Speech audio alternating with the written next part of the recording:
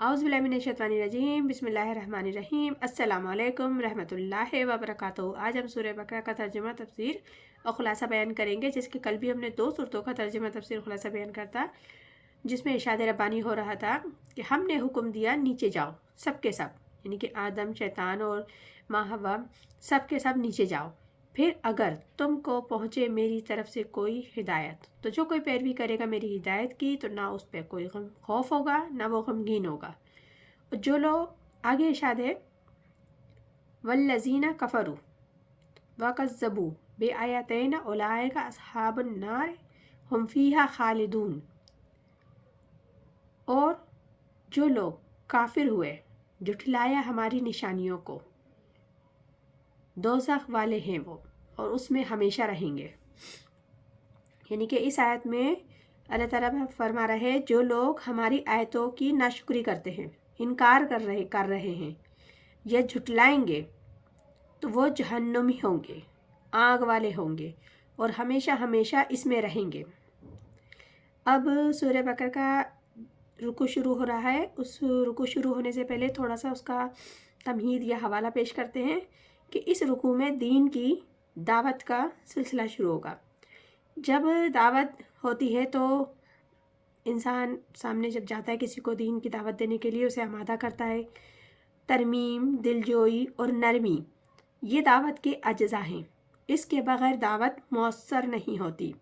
साबका उम्मत को दावत की जा रही है, तो किस तरह दी जा रही है? ये कौन थे? ये भी मुसलमान ही थे ना, लेकिन काफिर हो गए थे जब हुजूर अकरम सल्लल्लाहु अलैहि वसल्लम का इनकार कर दिया तो। वरना वो मूसा अलैहिस्सलाम को मानने वाले शरीयत के पाबंद बड़े बड़े उलमा होंगे। इल्म का चर्चा उन सब में भी कुछ था, सब कुछ था। अगर गौर करें, आज के दौर का मुसलमान जो अपनी हकीकत भूल गया है, गाफिल हो गया अपने फ़र्ज़ मनसबी से, दुनिया की कौमों की तरह एक कौम बनकर रह गया है। अब अगर कोई गुरु या जमात या कोई खड़ा होता है दीन की दावत के लिए, तो सबसे पहले उसे इसी उम्मत को दावत देनी है, क्योंकि दुनिया में इस्लाम की पहचान इसी उम्मत के हवाले से है। तो ठीक होना लाजमी है। सही इस्लाम का नमूना पेश करेंगे। जब ठीक होंगे तभी इस्लाम का सही नमूना पेश करेंगे, जब ही दुनिया को दीन की दावत दे सकेंगे कि आओ देखो ये है इस्लाम। आगे इरशाद रब्बानी है, या बनी इसराईल अज़्कुरू निअमतिल्लती अनअमतु अलैकुम औफू बिअहदी औफी बिअहदिकुम अय्याया फरहबून।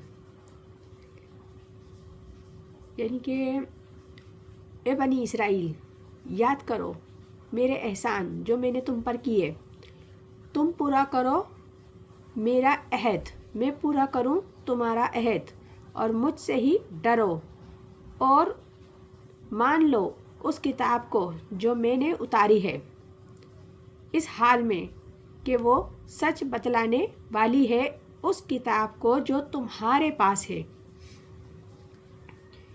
इस आयत में अल्लाह ताला फरमा रहे हैं, पहले इसराइल के आपको मतलब बताते हैं कि इसराइल का मतलब तर्जुमा, यानी कि इसराइल लफ्ज़ का तर्जुमा है अल्लाह का ग़ुलाम, अल्लाह के साथ बंधा हुआ।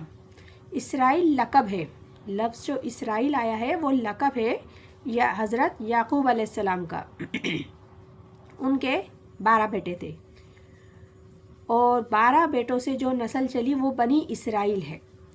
इसमें हज़रत मूसा अलैहिस्सलाम भी है, उनको तौरेत दी गई। कुरान मजीद से पहले उन पर 4 अदवार आ चुके थे, क्योंकि ये एक बहुत बड़ी उम्मत थी। 2 मरतबा अल्लाह ताला की रहमत की बारिश हुई है इन पर, इन्हें उरूज नसीब हुआ, और 2 मरतबा अल्लाह ताला के अहकामात को पसे पस्त डालने की वजह से अजाब के कोड़े भी बरसे। उस वक्त जब कुरान मजीद नासिल हो रहा है तो वो अपने ज़वाल के दौर में थे। हुज़ूर अकरम सल्लल्लाहु अलैहि वसल्लम की पैदाइश से 500 साल कबल यरूशलेम का ख़ात्मा हो गया, तबाह बर्बाद हो गया, लोगों का कत्ले आम हो गया, और सेकंड टेम्पल इनका जो था वो गिर गया और अब तक गिरा हुआ है। बहरहाल जिस वक्त कुरान मजीद नाजिल हो रहा है उस वक्त ये लोग बहुत पस्ती में थे।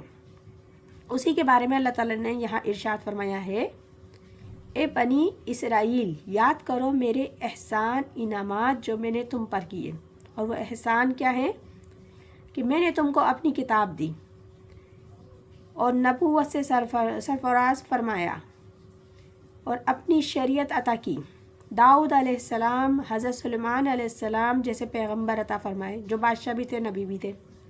میرے وعدے کو پورا کرو تاکہ میں بھی اپنے وعدے کو پورا کروں، میرے اس نبی کو تسلیم کرو، اس پر ایمان لاؤ، کیونکہ توریت میں بھی حضرت محمد صلی اللہ علیہ وآلہ وسلم کا ذکر ہے کہ آخری نبی محمد صلی اللہ علیہ وآلہ وسلم آئیں گے، اور صرف مجھ سے ڈرو اور ایمان لاؤ اس پر جو کچھ نازل کیا میں نے۔ تمہارے پاس جو توریت ہے وہ قرآن مجید اور محمد صلی اللہ علیہ وآلہ وسلم کی تصدیق اور پیشن گوئی کر رہی ہے۔ آخری کتاب قرآن مجید ہے اور آخری نبی حضرت محمد صلی اللہ علیہ وآلہ وسلم ہے۔ اسی طریقے سے قرآن تصدیق کرتا ہے توریت، زبور، انجیل کی کہ یہ اللہ تعالیٰ کی نازل کردہ کتابیں ہیں۔ یہ سورہ بقرہ ہے جس کی آج بھی ہم نے 2 سورتوں کا ترجمہ تفسیر خلاصہ بیان کرا ہے، انشاءاللہ مزید بھی آگے کرتے رہیں گے۔ اللہ تعالیٰ ہم سب کو قرآن پاک صحیح بہتر پڑھنے کی توفیق عطا فرمائے اور ہدایت پہ چلنے کی توفیق عطا فرمائے، آمین ثم آمین، جزاک اللہ۔